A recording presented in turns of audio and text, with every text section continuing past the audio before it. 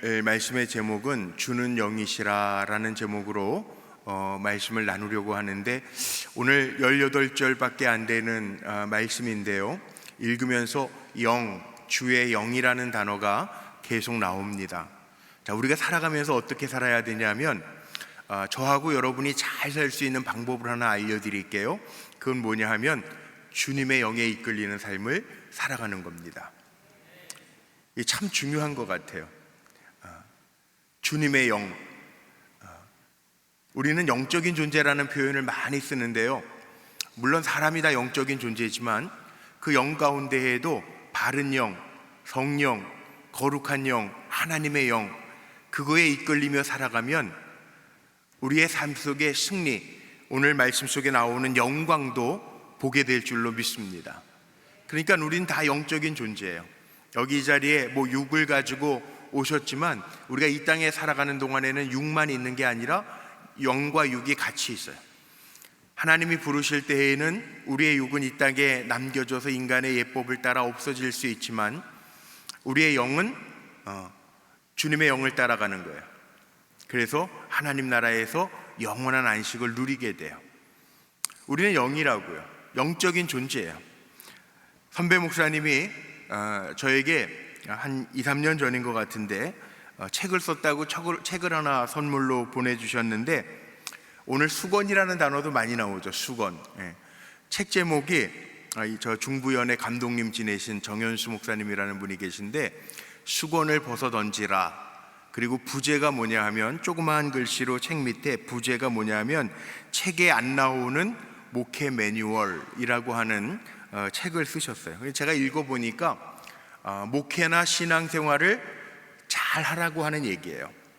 오늘 본문에도 몇 번이나 나오죠. 수건을 얼굴에 쓴 것 같이 아니하노라.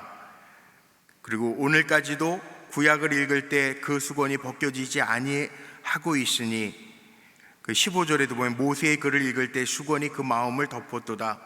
16절에 보니까 어디든지 주께로 돌아가면 그 수건이 벗겨지리라. 이게 뭐예요?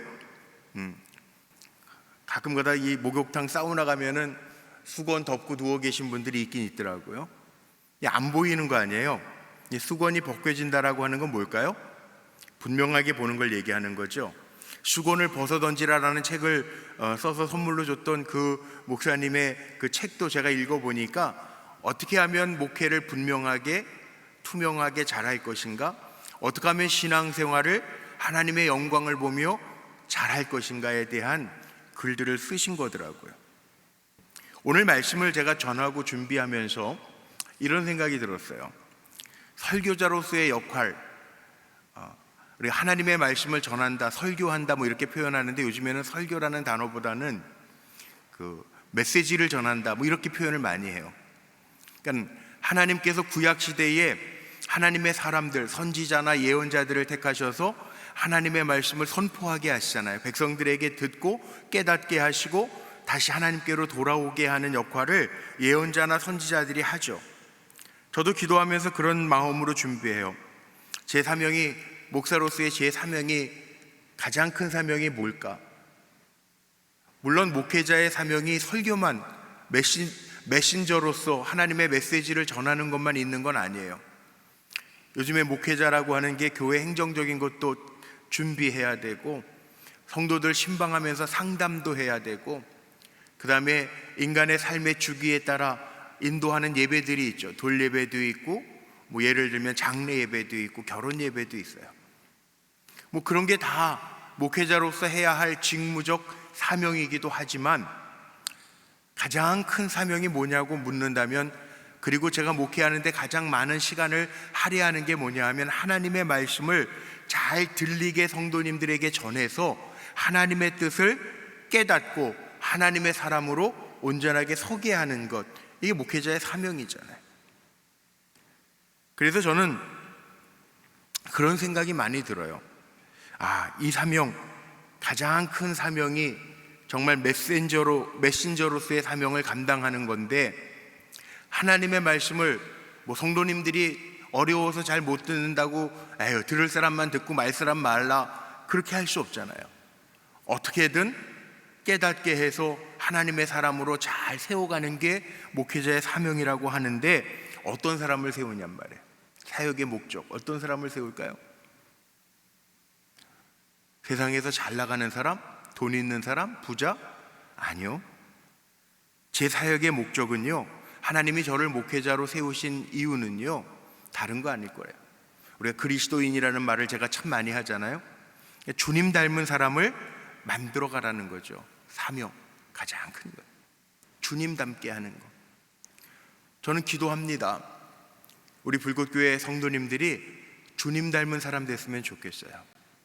신앙생활하면서 시간이 지나면서 변화돼서 정말 주님 많이 닮아가는 참 그리스도인들이 되었으면 좋겠어요. 바울도요, 오늘 그 얘기하는 거예요. 고린도전서 3장 1절 시작하면서 보니까 바울이 무슨 얘기하냐 하면, 고린도 성도들에게 두 번째 편지를 보내면서 자천, 추천서, 이게 1절에 나옵니다. 그러니까 바울이요, 고린도 교회 안에는 사도 바울에게 12사도 안에 든 사람도 아니고 정통 사도가 아니라고 생각해서 바울을 대적하는 사람들이 있었어요. 또 많은 사람들 가운데 예루살렘 교회에서 성도들에게, 아니 정말 사도들에게 추천서를 받아서 사역하는 사람들도 있었어요. 그런데 고린도후서 2장 17절에 보면 바울이 자기를 소개할 때 뭐라고 소개하냐면, 자신을 하나님이 보내신 일꾼이라고 얘기해요. 하나님 보내신 일꾼이라. 그리고 1절로 3절 말씀 오늘 읽은 데 보면 추천서라고 하는 단어가 나오지만, 바울은요, 자신의 추천서는 사람들이 잉크로, 그 당시에 뭐 이렇게 양피지나 아니면은 나무 껍질에다가, 파피루스라고 하는 나무 껍질에다 이렇게 종이처럼, 요즘에는 뭐 이렇게 종이도 잘 나오지만 나무 껍질 벗겨서 만든 파피루스 같은 그 종이에다가 거기에다 이렇게 글을 쓴, 잉크로 쓴 그런 추천서가 아니라, 바울은 지금 뭐라고 얘기하냐면, 너희가 내 추천서다. 너희가 그리스도의 편지라. 우리 지난주에는 고린도후서 2장 말씀 15절 말씀 가지고 제가 그리스도의 향기라는 말을 썼잖아요. 기억나세요? 제 이름이 그리스도의 향기라, 풀면 그렇다고 그랬죠. 성운이라는 말이 거룩한 향기, 그리스도의 향기라는 뜻이거든요. 이게 그리스도의 편지라는 거예요. 너희는 그리스도의 편지라. 너희가 내 추천서다. 보세요, 목사만 사역자가 아니에요. 요즘에는요, 우리 평신도 사역자라는 표현을 참 많이 쓰는데, 선교지에 가면요, 뭐 신학을 공부한 사람만 선교사로 가는 게 아니라 평신도 사역자들도 참 많아요. 태국에는 치앙마이 이런 데 가보면 교회에서 장로님으로 헌신했다가 뭐 이렇게 자동차학과 교수님하고 막 이랬던 분들이 그 선교지에 가가지고 선교하면서 사람들을 가르쳐요. 물론 자동차 수리하는 거 가르치겠지만 거기에다 예수 전한단 말이에요. 우리 예전에 베트남에 이광열 선교사님 계신데 우리 청년들하고 한번 간 적이 있잖아요. 거기 가서 보니까, 만나니까 거기에 뭐 의료 선교사님들도 와 계시더라고요. 공산국가에. 자기가 가진 달란트를 가지고 주님의 이름으로 이렇게 선한 영향력을 끼치면서 사역하는 분들이 있어요. 그러니까 우리가 다 주님의 사역자예요. 물론 교회 안에서는 주의 종들, 뭐 사역자들이라고 따로 목사님, 전도사님들을 사역자라고 얘기하지만, 우리 성도님들도 다 사역자들이에요. 하나님이 우리가 하나님의 사람으로 잘 세워져서 열매 맺기를 원하시잖아요. 우리 그런 찬송도 하잖아요. 주님이 우리에게 열매를 찾으신다고. 얼마나 귀한 열매들을 맺어내는가, 어떤 사람을 만들어서 사는가. 결국 선교라고 하는 게 뭐냐, 선교학에서 선교라는 얘기를 참 많이, 미시오데이, 하나님 나라라고 하는 표현을 많이 쓰는데, 선교라고 하는 게 뭐예요? 결국은 왜 선교지 가서 선교사님들이 애씁니까? 수고합니까? 할 일이 없어서가 아니잖아요. 열방에 가서 하나님의 사람들을 세워가는 거잖아요. 우리의 사역의 목표가 그거예요. 하나님의 사람들을 세워가는 거. 요즘에 가정선교사라는 말이 또 쓰여지는 거 아세요? 우리 부모님들, 믿음의 부모님들이 아무것도 아닌 사람들이 아니라 가정 안에서는 자녀들을 잘 선한 영향력을 끼칠 수 있는 일꾼, 하나님의 일꾼으로, 하나님의 사람으로 세워가는 것. 그래서 우리 부모님들을 가정선교사라고 이야기하고, 가정교회를 이야기하면서 무슨 속회나 가정교회를 이야기하면서 그렇게 표현도 해요. 가정선교사로 파송식을 하기도 하는 교회들이 있어요. 이게 다 뭐예요? 주님 닮아가라고, 아니 주님 닮은 사람들을, 하나님의 사람들을 잘 세우라는 거죠. 사도 바울이 오늘 이 고린도 후서에서만 얘기하는 게 아닙니다. 로마서에도 보면 로마서 8장 29절, 롬팔 28 다음에 나오는 말씀이 뭐냐면 로마서 8장 29절에 이런 말씀이 있어요. 자, 우리 같이 한번 읽어볼까요? 로마서 8장 29절 시작. 하나님이 미리 아신 자들을 또한 그 아들의 형상을 본받게 하기 위하여 미리 정하셨으니 이는 그로 많은 형제 중에서 맏아들이 되게 하려 하십니다. 예수 그리스도를 닮은 또 다른, 그러니까 그리스도의 형상을 본받게 하기 위하여 우리는 미리 예비하신 자라는 거예요. 갈라디아 교인들을 향해서는요, 바울이 다시 또 수고하겠다라고 이야기하면서 뭐라고 이야기하냐면 갈라디아서 4장 19절 말씀에도 이런 말씀이 있어요.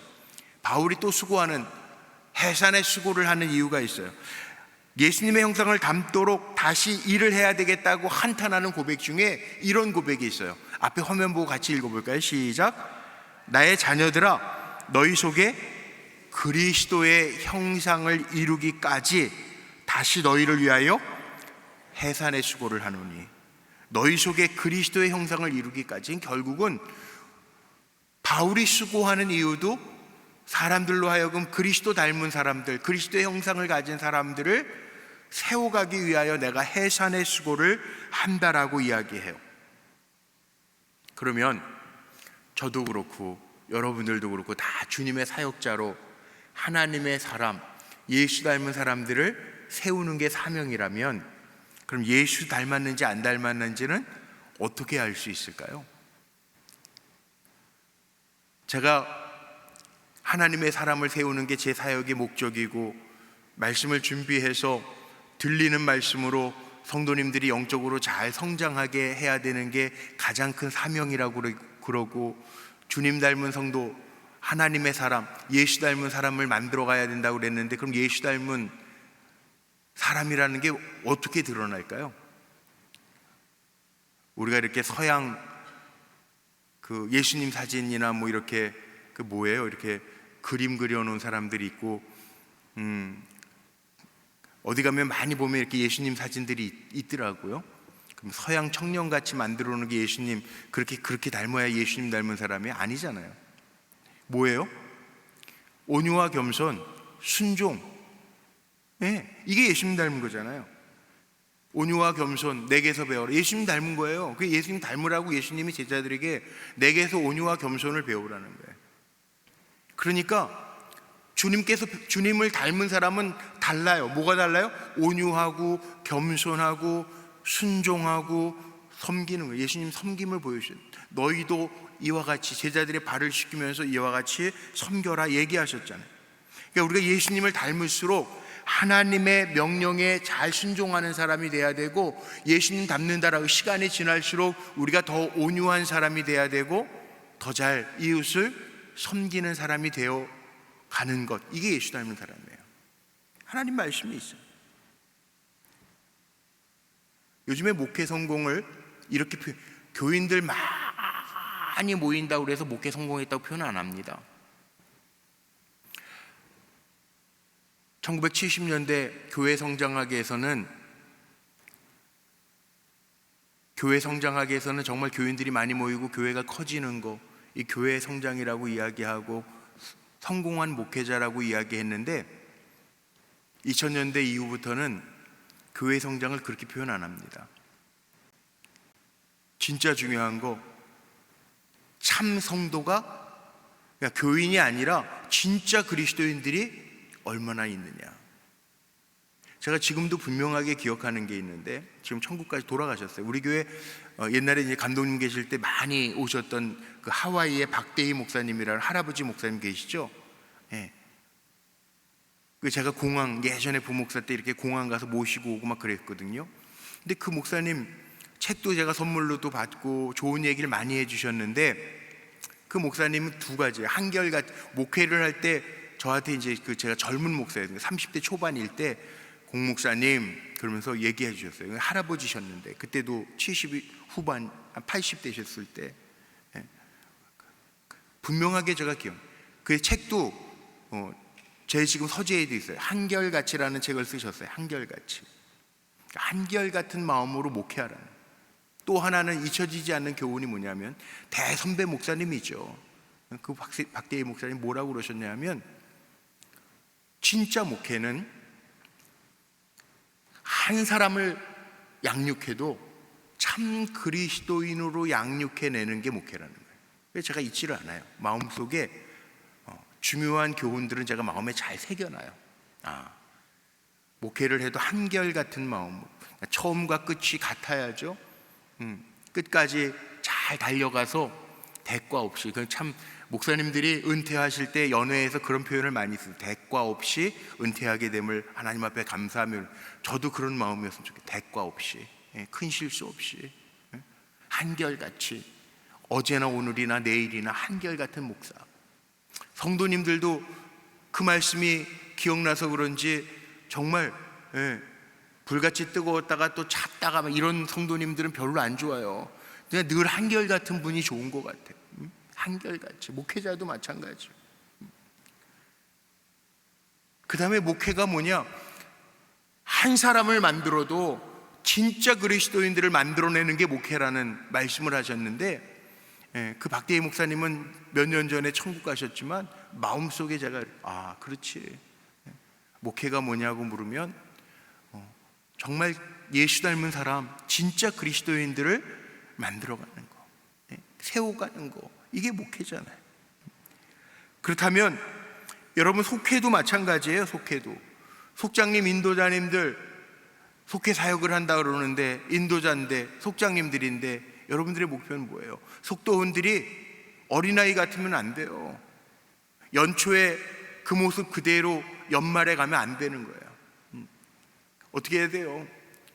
주님 점점 닮아가야죠.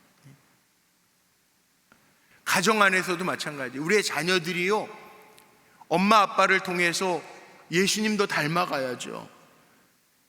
제가 그런 표현 많이 쓰거든요.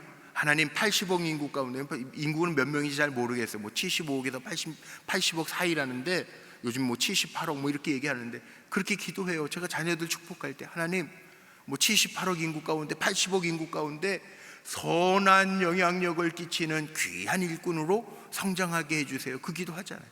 제가 우리 아이들 낳고 새아기 축복 기도할 때도 그렇게 기도하잖아요. 하나님, 이 성도의 가정에 귀한 자녀를 기업으로, 하나님의 기업으로 주셨는데, 세계 78억 인구 가운데 정말 선한 영향력을 끼칠 수 있는 귀한 일꾼으로 자라게 해주세요. 그렇게 기도하잖아요. 우리의 사역의 목표가 분명해야 돼요. 예수님 닮은 순종하는 사람, 섬기는 사람, 온유하고 겸손한 사람, 교회에서 만들어내야죠. 우리가 그렇게 우리의 믿음의 후배들을 이어가야죠. 그게 우리의 사명이라는. 근데 이게 사람의 가르침으로만 되냔 말이에요. 아니에요. 오늘 왜 주의 영이라는 말이 계속 반복되었을까? 오늘 말씀이 좀 어려운 부분이 있어요. 모세까지 등장하게 해가지고 중간에 6절은 모세 때의 얘기까지 막 나오잖아요. 근데 오늘 말씀을 제가 묵상하면서 좀 어려운 부분들도 있지만, 예수님 닮은 일꾼을 만들어가는데 이게 사람의 노력으로 되는 게 아니라 오늘 말씀 속에 반복되어서 나오는 거. 그래서 제가 처음에 인사할 때 주의 영에 이끌리는 삶을 삽시다, 제가 인사한 게 그거예요. 오늘 5절 말씀도 보세요. 5절에 보니까 이렇게 표현되어 있어요. 우리가 무슨 일이든지 우리에게서 난 것 같이 스스로 만족할 것이 아니니, 사람에게서 나는 게 아니라는 거예요. 우리의 만족은 오직 하나님으로부터 나느니라. 이 5절 말씀에 있어요. 여기 모세가 등장하는 이유도 이거예요. 하나님이 이스라엘 백성과 언약을 맺으실 때에는 구약 시대, 성부의 시대니까 하나님께서 이스라엘 백성하고 언약을 맺으실 때 뭘 가지고 맺으셨어요? 율법을 가지고 나는 너의 하나님 되고 너희는 내 백성 될 건데, 그래서 내 말을 잘 들어 지켜라, 하라 하지 말라. 이 율법이 613개의 조항의 율법이 있어요. 이 모세오경 가운데 하라 하지 말라가. 그런데 거기 가운데 대표적으로 율법의 대표적인 게 10계명 아니에요. 그 모세도요, 이거 알았어요. 이 계명 지키면 복되게 하나님 하시겠지만 계명을 지키지 않으면 벌 받는 거를 모세가 몰랐을까? 알았어요. 근데 사람이 완전하게 이 율법 조항들을 613가지를 잘 지킬 수 있겠는가? 지킬 수 있어요? 없어요. 우리 다 죄인이에요. 근데 예수 그리스도로 말미암아 우리가 내 죄를 자복하고 회개하면 이미 예수님께서 내 죄를 용서해 놓으셨기 때문에 우리가 짓는 죄, 자범죄들을 회개하면 우리의 죄가 주홍과 같이 붉을지라도 다 용서해 주시는 거 아니에요. 여기에 실수 한 번도 안 하고 죄도 한 번도 안 지어진 분들 계세요? 없어요. 우리가 회개하고 의인이라 칭함받고 오늘도 하나님의 자녀가 돼서 예배 드리는 것 뿐이지. 그래서 우리에겐 새로운 언약이 주어졌어요. 예레미야 시대에 하나님이 약속하신 게 있어요. 예레미야서 31장 31절 말씀에 이런 말씀이 있습니다. 우리 같이 읽어보죠. 중요한 말씀인데 같이 한번 읽어보죠. 시작. 여호와의 말씀이니라. 보라, 날이 이르리니 내가 이스라엘 집과 유다 집에 새 언약을 맺으리라. 율법 가지고 안 배서, 아니 율법으로 완전한 사람은 하나도 없어서 하나님이 말씀하셨다고요. 예레미야 선지자를 통해서. 다 포로로 끌려가고 막 난리 났죠. 뭐라고 말씀하셨어요? 내가 이스라엘 집과 유다의 집에 새 언약을 맺겠다. 누구예요? 새 언약, 신약, 예수님이잖아요. 예수님 때문에 보내셨단 말이에요. 그래서 누구든지 예수를 믿으면 죄 없게 하시겠다. 그 무슨 말? 대표적으로 성경 갈라디아서 2장 20절 말씀 보면 나오는 말씀이 있습니다. 이게 복음 중에 복음이라고 그러죠. 갈라디아서 2장 20절 말씀 다 아시는 말씀이지만 우리 소리내서 한번 고백하면서 읽어봅시다. 시작. 내가 그리스도와 함께 못 박혔나니 그런즉 이제는 내가 사는 것이 아니요 오직 내 안에 그리스도께서 사시는 것이라. 이제 내가 육체 가운데 사는 것은 나를 사랑하사 나를 위하여 자기 자신을 버리신 하나님의 아들을 믿는 믿음 안에서 사는 것이라. 그래서 지금 우리 안에 계시는 하나님은 성령 하나님이에요. 내 안에 사시는 하나님. 이 갈라디아서 2장 20절 때문에 존 스토트 목사님은 무슨 얘기하죠? 주님과의 동행을 얘기해요. 주님이 내 안에 사시니까 우리는 그 주님의 영에 이끌려서 살라는 거예요. 그 유기성 목사님이 얘기하는 예수동행 운동 지금도 하시잖아요. 여기 판교 그 한국학연구소 앞에 예수동행센터가 있어요. 그게 이 말씀이에요. 핵심이 내 안에 주님이 사시는 거 늘 기억하고, 우리가 늘 의식을 안 하는데 24시간 예수님이 나와 동행하신다. 이게 존 스토트 목사님이 먼저 얘기한 거고, 요거를 예수동행 운동으로 발전시켜가지고 우리 성도들에게 이렇게 막 가르치시는 게 요즘 은퇴하시고도 유기성 목사님 지금도 하고 계시잖아요. 제가 가끔 만나 뵙거든요. 하시잖아요. 내 안에는 누가 사는 거래? 그리스도의 영, 주님이 사신다고요. 근데 우리가 인식하지 않고 살아가요. 그게 문제예요. 주는 영이시라 지금도 나와 함께 하신다. 근데 왜 우리가 주님과 함께 하는 걸 못 느끼느냐? 묻지 않고 인정하지 않아서 그래요. 계신데. 우리 살아가면서 예수님 자꾸 묻고 인정하세요? 아멘 소리가 왜 안 나오지? 예수님 인정하시잖아요. 우리가 그래서 예배 드리는 거예요. 지금도 예수님과의 만남 때문에. 근데 어느 정도로 해야 되냐 하면, 제가 늘 간증하잖아요. 제가 신학교 1학년 때 구독관 선생님, 구약 선생님이셨는데, 구약 개론을 가르쳐 주신 선생님인데, 제가 정말 중요한 그런, 아까 제가 박대희 목사님도 얘기했지만 중요한 말씀은 이렇게 제 마음속에 잘 새겨 놓는데, 그 선생님이 그런 간증을 하셨는데 제가 새겼던 게 있어요. 감리교 신학대 총장도 하셨거든요. 근데 구독관 선생님이 그 얘기 하시더라고요. 자기는 구약 선생님이지만 구약을 가르치는 성부 하나님을 가르치는 구약 선생님이지만 본인 입으로 보지, 하나님은 영이시라, 영이신 하나님 늘 나와 함께 하신다. 그래서 물어본다는 거 아니에요. 구약성경 10편 16편에 주는 데 우편에 계시니라, 늘 이렇게 물어보신대요. 성령님, 성령 하나님, 내가 이 회의를 갈까요? 이렇게 물어보신다는 거예요. 저희 때 50하고 그 80년대 중반에 막 데모 엄청 했잖아요. 그러니까 애들이 수업 막 안 들어오고 다 F, 그러니까 수업을 안 들어오니까 F를 준단 말이에요. F. 근데 그 구독관 선생님이 성령님한테 수업을, 요즘 데모를 애들이 다 나가서 학교 강의실 가봐야 애들도 많이 없을 텐데 수업을 할까요? 그 주님한테 물어보고 가가지고 출석 부르고, 가지 말라 그러면 안 가, 수업도 안 들어가고 다 출석한 걸로 해주시고, 그걸 물어보고 하시는 거예요, 성령님한테. 근데 저는 그 얘기가 아무것도 아닌 게 아니라 정말 우리의 기본 아닐까요? 우리가 주님의 영에 이끌려 사는 사람이라면 우리가 그렇게 주님을 인정해드리고 묻고 해야 되는데, 우리는 내 마음대로 하잖아요. 눈에 보이는 대로. 예를 들면 무슨 부동산 가서 집도 내가 원하는 거, 내가 원하는 평수, 화장실 2개 하나님 앞에 묻지 않아요. 교회랑 멀어져도 저 집이 더 새 집인데, 그리고 가잖아요. 적어도요, 주님의 영에 이끌리는 사람은 그런 자세가 돼 있어요. 내가 이거 사야 돼요? 내가 맺어야 돼요? 그만큼 주님을 인정하래요. 그 저는 구 선생님이 신학교 1학년 때 20살 때 제가 들었던 말씀이지만, 야, 그렇지, 그게 기독교인의 기본인데, 종의 기본인데 주인에게 물어보는 게, 우리가 다 주의 종이라고 그러면 주인이신 하나님께 물어보는 게 당연하죠. 근데 묻지 않는단 말이에요. 그래서 성령 충만하지 않아요. 주의 영에 이끌림 받지 못해요.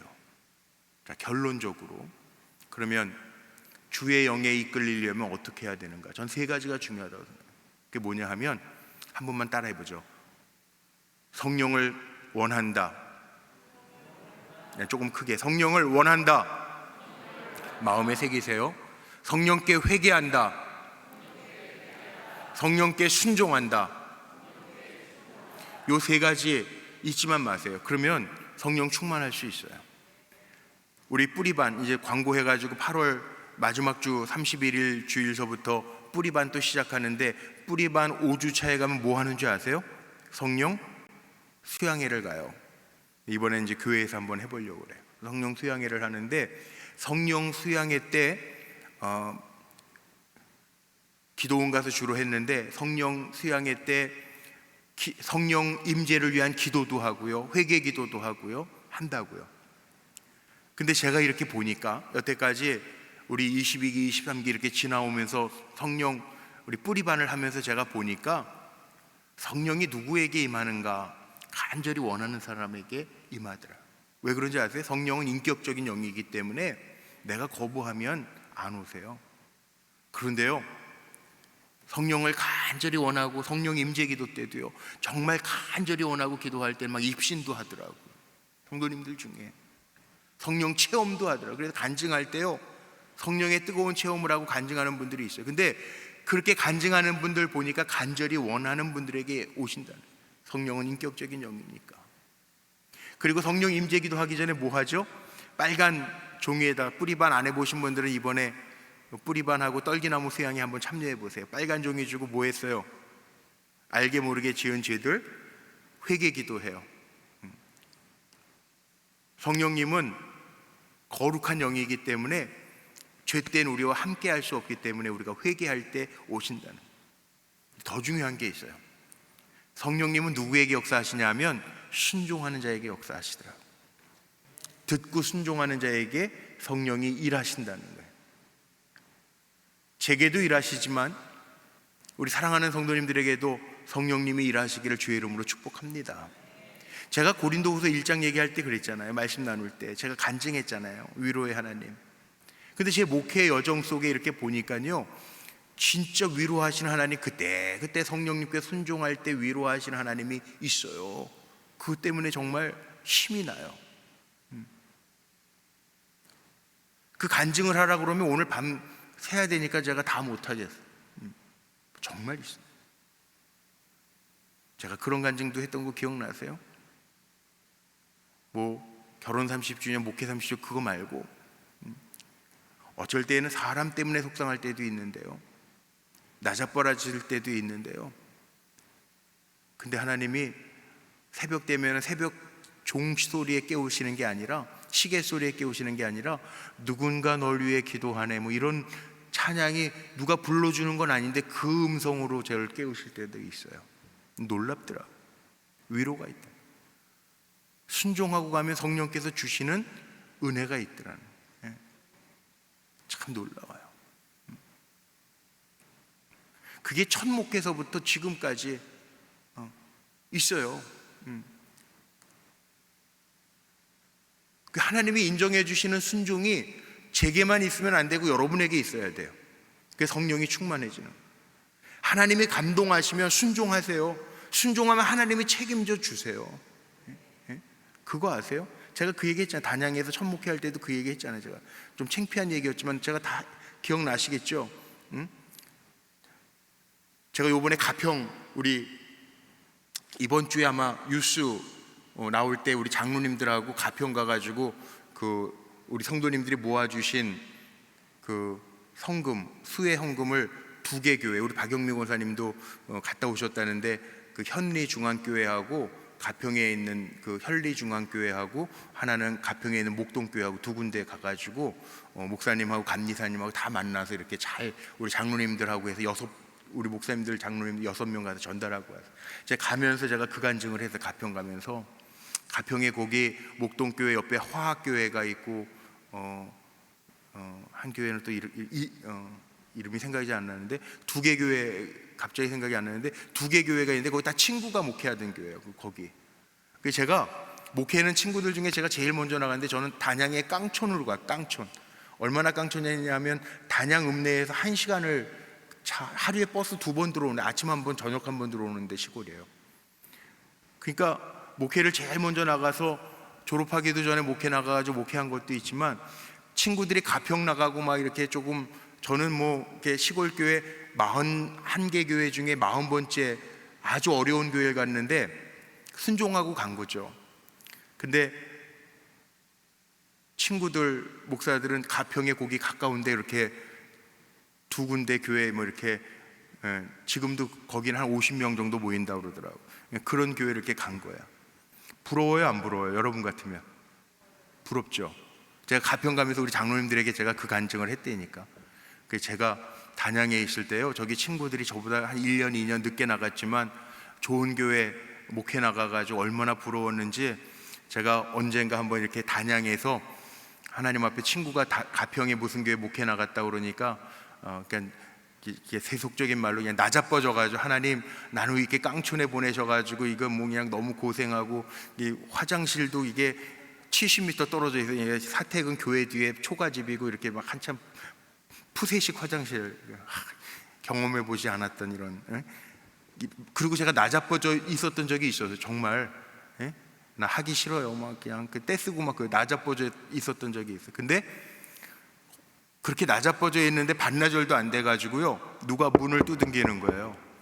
나가봤더니 성수동 교회 그 목사님하고 여선교회 몇몇 권사님들이 그 무슨 전교인 수련회 장소하러 보러 가다가 이 산골짜기에 교회가 하나 있네, 그리고 그냥 들어온 거예요. 교회 하나 있다고, 시골에, 이 시골에 이 깡촌에 이 도락산 국립공원 안에 교회가 있네, 그리고 들어오신 거예요. 그 들어오셔가지고 이제 제 아내가 기억이 잘 안 나지만 뭐 이렇게 시원한 음료수 하나 줬겠죠. 뭐 물을 줬든지. 앉아서 얘기하고 이제 마지막에 아이고 제 얘기를 듣더니 서울, 2분 다 서울 출신이세요? 저 종교교회 출신인데 뭐 이런 얘기 다 나눴거든요. 목사님이 기도해주고 가는데, 자기네들은 죄인이야, 나는 젊은 종인데 서울에 편안한 거 다 내팽개치고 아골골짝 빈들에 온 아주 성자처럼 높여주고 기도해주고 축복해주고 가시는 거예요. 위로가 됐을까요, 안 됐을까요? 야, 저는 그런 걸 보면서 그래, 하나님이 가라 그래서 간 거잖아요. 제 아내도 그렇고 저도 그렇고 거기 사실 교회는 아무도 없다고 그래가지고 갔다가 가려고 그랬는데 하나님이 첫 새벽 기도 때 짐도 안 싸가지고 내려왔을 때 뭐라고 그랬냐면 가장 낮은 데서부터 연습해라, 그 말씀밖에 안 하셨는데 그거 순종한 거거든요. 그랬더니 다 이렇게 성령께서 하시더라고요. 그래서 성령 충만, 제가 결론적으로 세 가지 뭘 기억하라고요? 다 까먹으셨어요? 성령을 원해야 돼요. 성령께 회개해야 돼요. 성령께 순종하면 돼요. 그럼 성령이 충만하게 임해서 우리를 이끌어 가시는 거예요. 오늘 그 얘기예요. 3장의 말씀이 성령, 주의 영으로 우리의 수건이 벗겨지고 주의 영으로 말미암아 살아가는 게 우리의 인생이라는 거예요. 하나님의 사람으로 살기를 원하시잖아요, 여러분들. 그렇죠? 그래서 오늘도 예배 드리는 거 아니에요? 말씀을 마음에 담고 사는 거 아니에요? 이 성령 충만한 삶을 살기 위해서는 어떻게 해야 되느냐? 결론적으로 성령 간절히 원하십시오. 오늘 기도하면서도 성령 부어주세요, 그렇게 기도하세요. 그리고 이게 제가 더 얘기할 게 많이 있기는 있는데, 이게 이사야서 59장 2절 말씀에 보면 이 죄악이라고 하는 게 하나님과 우리 사이를 갈라놓는데 틈을 만든다는 거예요, 죄 때문에. 그러니까 하나님과 틈이 벌어지니까 성령이 역사 안 하는 거예요. 그러니까 회개해야 되는 거예요. 그리고 순종하면 돼요. 순종하면, 어떤 상황에서라도 하나님의 말씀에 순종하면 성령이, 주의 영이 이끌어 가세요. 오늘 그 말씀, 다른 건 다 잊어버려도 이거 마음에 담고, 그래서 성령이 이끄시는 대로 살아가는 사람에게는 자유함이 있고 주님과 동행할 수 있는 기쁨이 있다는 거죠. 그러니까 가짜로 살지 말자고요. 주님의 영이 내게 있는가? 저는 가끔 저 스스로요, 무슨 점검을 하냐면 제가 이런 질문을 저에게 해요. 너 진짜니 가짜니? 이 질문을 해요. 그게 한 1년 전인가? 2년 전인가요? 그 TV 프로그램에 진짜가 나타났다라는 드라마 있었죠, 주말. 혹시 아세요? 저는 이게 별로 잘 이렇게 드라마 별로 안 좋아하는데, 우리 장 목사님은 좋아하는데, 별로 안 좋아하는데 왜 봤냐 하면 진짜가 나타났다라는 프로그램이 있었던 거 알죠? 주말 프로그램. 우리 교회 집사님이 거기에 나왔어요, 공시로. 잘 모르시죠? 탤런트가 있어요, 최자의 집사님. 그 진짜가 나타났다에 그 주인공의 누나로 나오는, 근데 공시로 나왔어요. 그래서 제가 뒤에서 예배드리고 인사할 때, 아유, 지난주에도 TV 잘 봤어요, 집사님 공시라고, 나랑 같은 공시네, 막 그리고 농담도 하고 웃으면서 막 그랬거든요. 공시로. 원래는 그 탤런트 이름이 최자혜 집사님인데 공시로, 역중에 이제 공시로 나오니까. 그래서 제가 더 진짜가 나타났다, 그걸 보면서 제 마음속에 그때서부터 어떤 마음이 드냐면, 제 스스로, 야, 너는 성령의 인도함을 받냐? 너 진짜 목사냐? 이런 점검을 계속해요. 내가 진짜인가? 나중에 주님 앞에 섰는데 너 가짜다 그러면 어떡하지?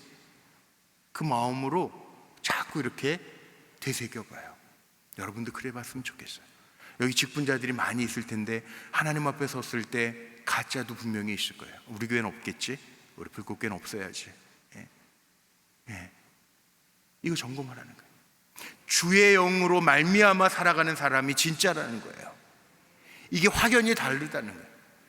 덮어놓고 살지 말고요, 수건 덮은 채로 살지 말고요, 수건이 벗겨져도 하나님 앞에 부끄러울 것이 없는 주의 영으로 이끌림 받는 삶을 저하고 여러분이 살았으면 좋겠어요. 이게 오늘 결론이에요. 아멘이십니까? 그래서 오늘 우리 찬송하고 기도할 때는 주의 영으로 간절히 원합니다. 성령께 회개하고, 그리고 성령께 순종하는 삶을 살아가는 우리 성도님들 됐으면 좋겠어요. 우리 찬송할까요?